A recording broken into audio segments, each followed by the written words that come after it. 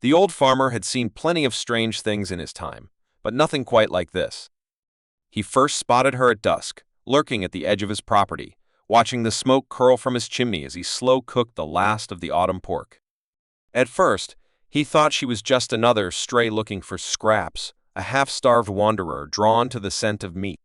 But as the firelight flickered against her scales, he realized she wasn't like any creature from Earth. Her frame was lean but powerful, covered in sleek obsidian-colored scales that shimmered under the setting sun. Wings folded tight against her back, she crouched just beyond the fence line, eyes locked on the smoking pot. She didn't snarl, didn't lunge, didn't demand. She only looked, waiting with the quiet patience of something that had seen hardship before. And when she finally spoke, her voice was low, measured, almost uncertain. "Do you have any leftovers?" The farmer didn't answer right away. He wasn't the kind to spook easily, but he also wasn't the type to ignore his gut, and right now, his gut told him that this Dragoness, whatever she was, had a story to tell. She wasn't here to steal, wasn't here to threaten. No, something had brought her to his land, and for reasons he couldn't quite name, he wanted to know what. So, he did what any decent man would do.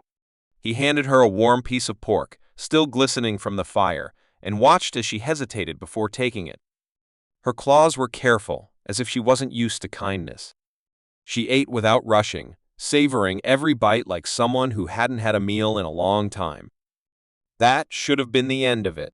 A chance encounter, a quiet act of charity.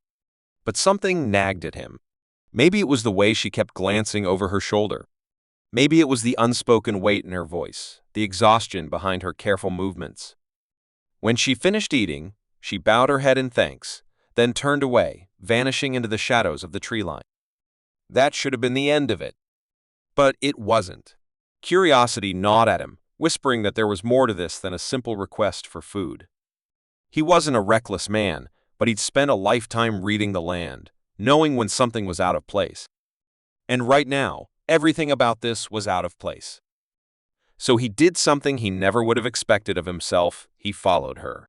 The forest swallowed the last of the daylight as he trailed her carefully through the underbrush. She moved with a quiet grace, weaving between the trees with the ease of something that had lived on the run for far too long. The path twisted, deeper than he'd ever wandered before, leading him into parts of the land that hadn't seen a human footprint in years. Then he saw it. A clearing, hidden beneath a canopy of twisted oaks, and in the center of it, a ship. But not just any ship. A wreck. Something old, something battered, something that didn't belong on Earth. Its hull was scorched, its frame cracked and broken, as if it had fallen from the stars themselves. And gathered around it, huddled in silence, were more like her. Weak, wounded, watching him with wary golden eyes. And that was when he realized she hadn't come to him for food. She had come to him for hope. The farmer stood frozen at the edge of the clearing, his breath slow, steady, but his mind racing. The wreck before him wasn't just some forgotten piece of metal rusting in the dirt, it was something older, something not of this world. The jagged edges of its hull were scarred with burns too deep for any normal fire, the metal twisted in ways that spoke of an impact too violent for anything built by human hands. But it wasn't just the ship that held his attention. It was them. There were more of them than he had expected. A dozen, maybe more, scattered around the remains of the wreck. Some crouched in the shadows, watching him with cautious, unblinking eyes. Others lay still, too still, their bodies curled as if sleep was the only escape from whatever pain had brought them here. Their scales, once vibrant, had dulled. Their wings, folded tightly against their backs, trembled with the effort of holding still.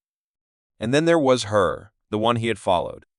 She had stopped a few steps ahead, glancing back at him, unreadable.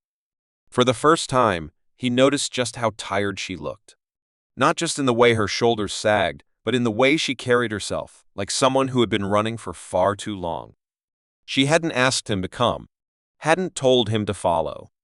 But she didn't send him away either. What happened here? His voice was steady, but the question carried weight. For a long moment, she didn't answer. Instead, she looked at the others, at the broken ship, at the darkened sky above. When she finally spoke, Her voice was softer than before. "They burned us out." The words hung in the air, heavy with something unspoken. The farmer glanced around again, at the wounds on the others, at the way they clung to the wreck, as if it were the last thing anchoring them to this world. He had seen animals flee a wildfire, their fur singed, their eyes wild with fear. He had seen men return from battles they never wanted to fight, their hands shaking long after the weapons were gone. He knew the look of survivors. And that's what they were. His fingers tightened around the strap of his satchel, the weight of it grounding him. He was just a farmer. He knew soil, not war. He knew the changing seasons, the way to keep cattle alive through a bitter winter. This was something far beyond him.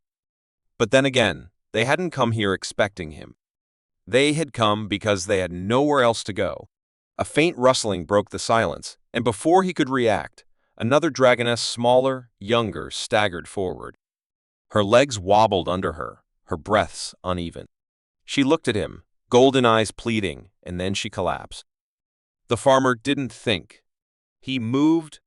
Before he knew it, he was kneeling beside her, his hands steadying her trembling frame. She was lighter than she looked, her body feverish beneath his fingers. And as he looked up, he saw the others watching. Not with fear. Not with suspicion. But with something else. Hope. The young dragoness in his arms barely stirred, her breath shallow, her scales burning hot beneath his hands. Fever. Weakness. She needed water, food help he wasn't sure he could give.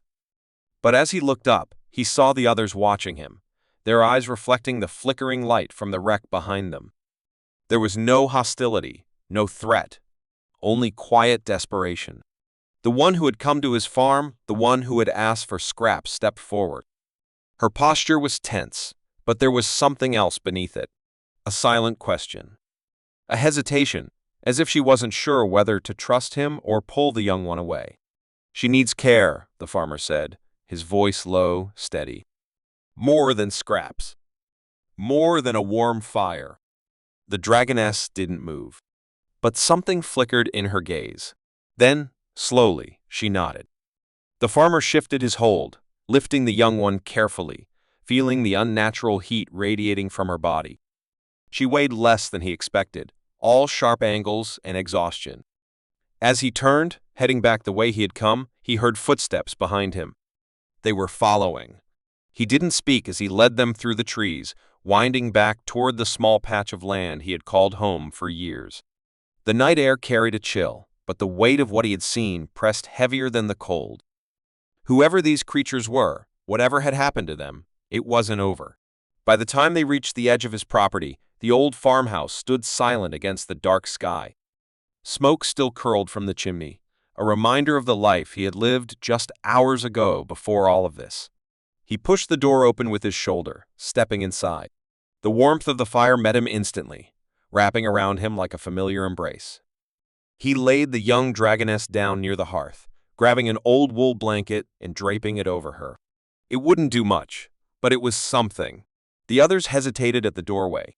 For all their strength, for all their sharp claws and leathery wings, they looked almost uncertain. As if stepping into a human's home was more foreign than falling from the sky. "Come in," the farmer said simply. The dragoness who had first approached him moved first, ducking slightly under the wooden beam as she entered. The others followed, slower, cautious. Their eyes flicked over the shelves, the worn furniture, the simple tools hanging near the door.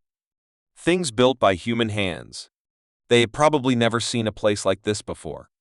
As the fire crackled, the farmer moved to an old water basin, filling a cup before kneeling beside the young dragoness. He tilted it to her lips, watching as she weakly drank. "She is my sister." The voice was quiet. He looked up.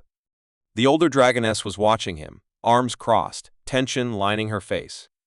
"What happened?" the farmer asked. For a long moment, she said nothing. Then, finally, she spoke. "They hunted us." The words were sharp, bitter. And behind them, he heard something worse than anger. He heard fear. The farmer's grip tightened around the cup.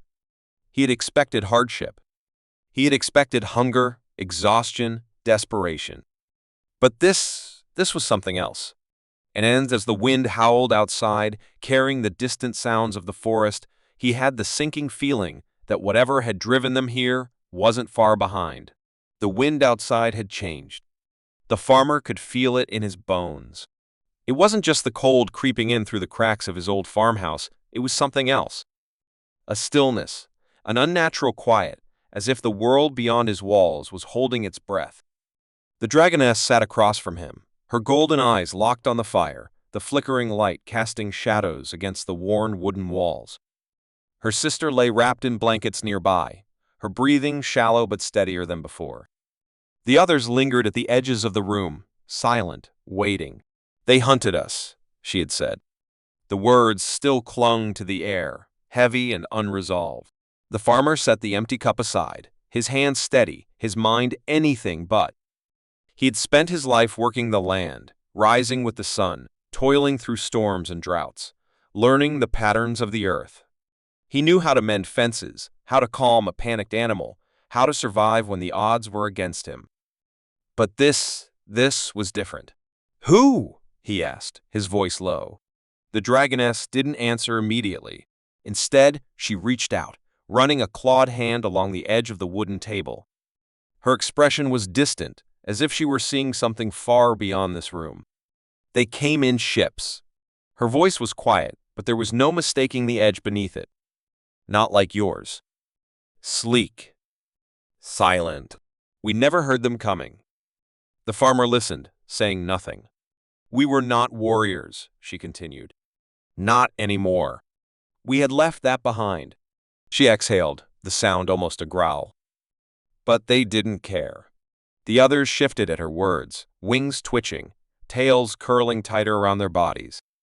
Whatever had happened, it wasn't just a story to them. It was a wound, still raw, still bleeding. The farmer leaned forward, resting his forearms on his knees. "And now you're here." The Dragoness finally met his gaze. "We didn't have anywhere else to go." A faint crack echoed through the night. Not from inside the house. From the trees. The farmer's head snapped toward the window, his muscles tensing before he could stop himself. The others reacted too. Wings flaring slightly, bodies shifting. They had heard it. For a moment, there was nothing. Just the wind, the flicker of firelight, the steady breathing of the wounded. Then another sound. Not an animal. Not the groan of old wood in the wind. Something deliberate. Something moving. The farmer stood, slow and quiet, his heartbeat steady despite the unease crawling up his spine. He crossed the room and pressed his palm against the door, feeling the worn grain beneath his fingers. Another step outside. Closer this time. Then silence. The farmer's hand hovered near the latch. He could feel every set of eyes in the room watching him, waiting. Then, just as he was about to open the door, a shadow passed across the window, and something knocked. The knock echoed through the farmhouse like a heartbeat in the dark. The farmer didn't move at first. He just stood there, his hand still hovering near the latch, his breath steady but measured. The Dragoness and the others watched, their bodies tense, their golden eyes flickering with something primal fear, or maybe something deeper. Then another knock. Softer this time. A deliberate rhythm, not the erratic scraping of the wind or the careless blunder of an animal. Someone or something was out there. The farmer exhaled, slow and even. Then, without a word, he pulled the door open. Standing in the cold was a man. Not a soldier. Not a raider. Just a man wrapped in a heavy coat, dust clinging to the fabric, his breath visible in the night air. His eyes flicked past the farmer, landing on the Dragoness inside. He didn't speak immediately. The farmer recognized him. A neighbor, if you could call a man living miles away a neighbor. They'd crossed paths before, usually in passing. At the market. At the supply depot in town. They had exchanged nods, maybe a handful of words. But this was different. "You saw them too," the man finally said. The farmer didn't answer, but he didn't have to. More figures emerged from the darkness. 3, 4, 5. People from nearby farms, from the edges of town. Men and women hardened by the land, by years of struggle, by a quiet resilience that had been passed down through generations. And they weren't empty-handed. Tools, hunting rifles, whatever they could carry. Not a militia, not an army, just people who had seen something they couldn't ignore. They came for them, the man said, nodding toward the Dragoness. And they'll come again. The Dragoness stood now, stepping into the firelight. She looked at the faces gathered outside, then back at the farmer. He didn't say anything, but she seemed to understand. "We don't want to bring trouble to your kind," she murmured. The farmer glanced at the others outside, then back at her.